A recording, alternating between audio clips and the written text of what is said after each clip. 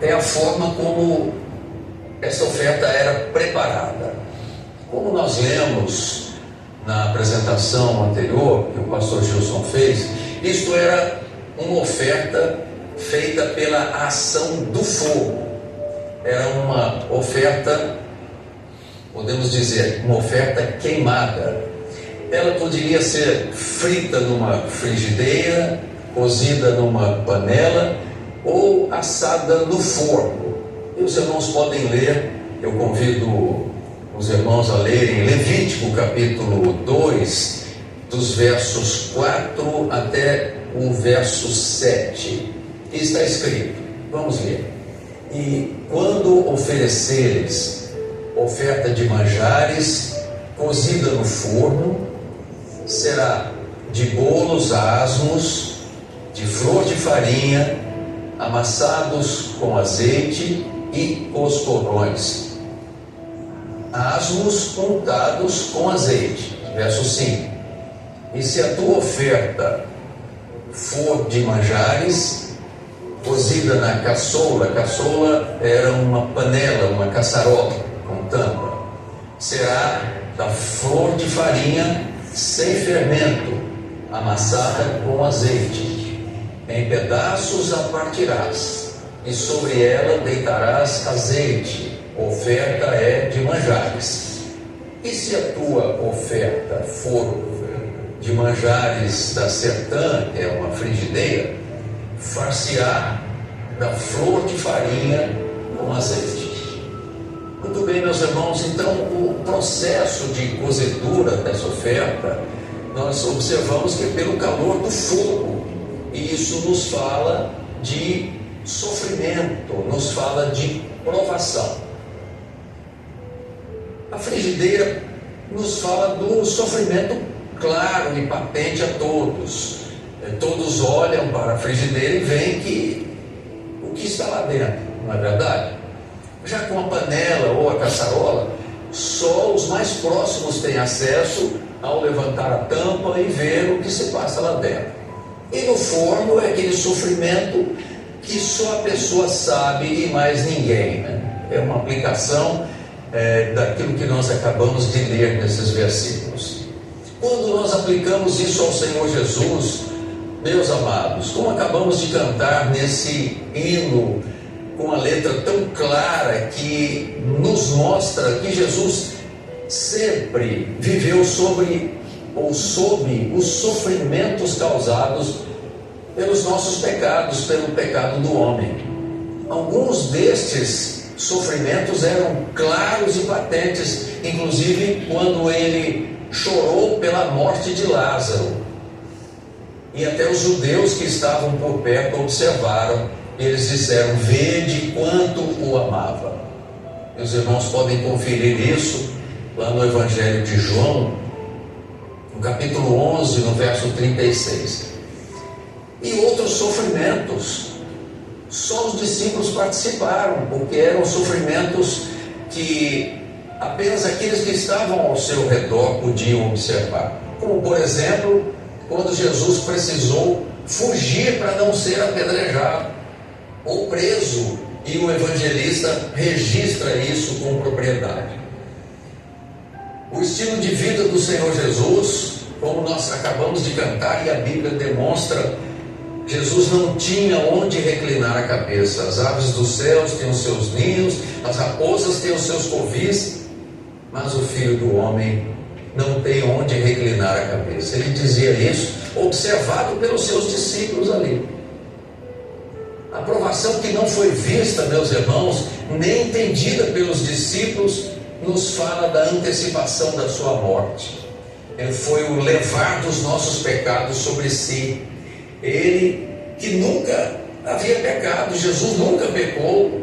Ele mesmo desafiava os religiosos, aqueles que o cercavam: quem de vós me acusa de pecado? E sempre havia vivido em comunhão com o Pai, mas essa comunhão teria sido afetada, podemos dizer até rompida, por causa dos nossos pecados. Que coisa terrível, não, meus irmãos? Quando Jesus se afastou dos seus discípulos para orar, foi outra experiência. Os discípulos não resistiram, dormiram, mas Jesus continuava em oração. Ele orava intensamente e suava gotas de sangue. Essa versão que nós usamos, a versão revista e corrigida, ela nos mostra lá em Lucas 22:44 que Jesus suou grandes gotas de sangue, mostrando o seu sofrimento intenso. E poucos viram, né? Os discípulos praticamente estavam dormindo ali e não viram isso. Nada poderia ser mais aflitivo, meus irmãos, e constrangedor para uma alma como a do Senhor Jesus, santa, pura, em eterna comunhão com o Pai, do que ser afastado do Pai pelo peso dos nossos pecados.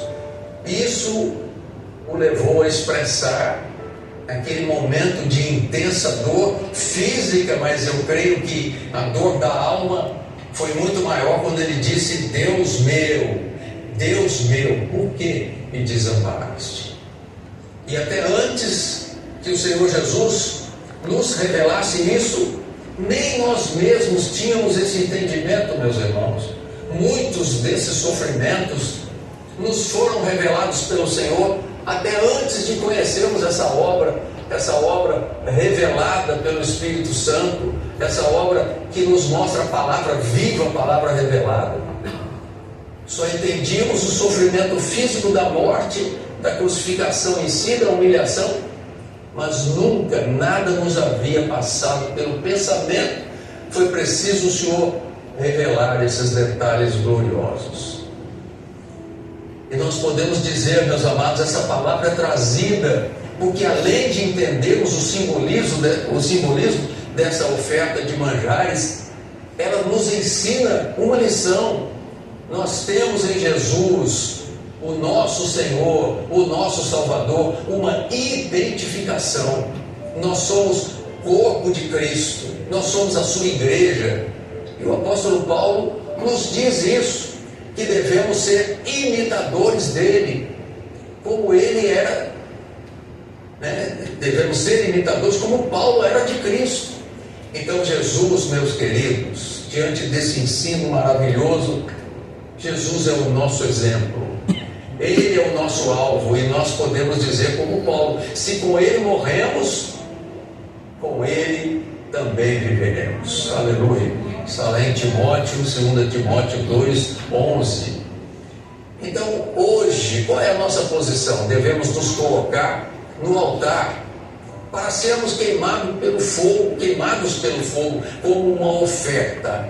E uma oferta como essa, oferta de cheiro suave ao Senhor, em nossas vidas, constituídas de uma pura flor de farinha, sem fermento, como ouvimos há pouco, nem mel, ou seja, uma oferta pura de Jesus, o pão da vida, o pão vivo que desceu do céu.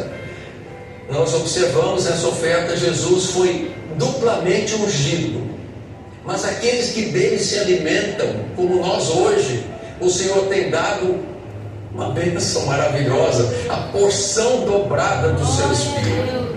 Nós temos recebido a salvação, mas o Senhor também nos batiza com o Espírito Santo. Então, quando a prova do fogo vem, porque a nossa oferta tem que ser queimada, não é verdade? Passada pelo fogo. O fogo realiza, através da sua ação, a presença do incenso e faz exalar o bom cheiro. E o Senhor mostra, meus amados, que esta é a verdadeira adoração, a adoração que agrada ao Senhor.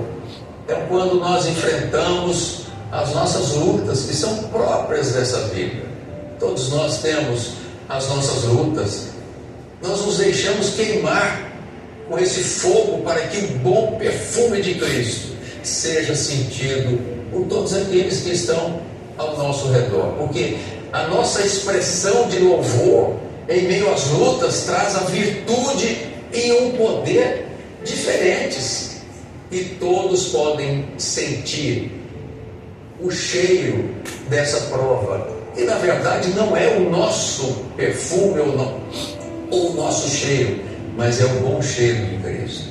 Então a oferta de manjares, meus irmãos, nos fala de uma concessão destinada a todos, destinada ao pobre, ao israelita que se alimentava apenas de pão e de bolos. Significa que essa oferta podia ser feita por qualquer pessoa, por qualquer um de nós.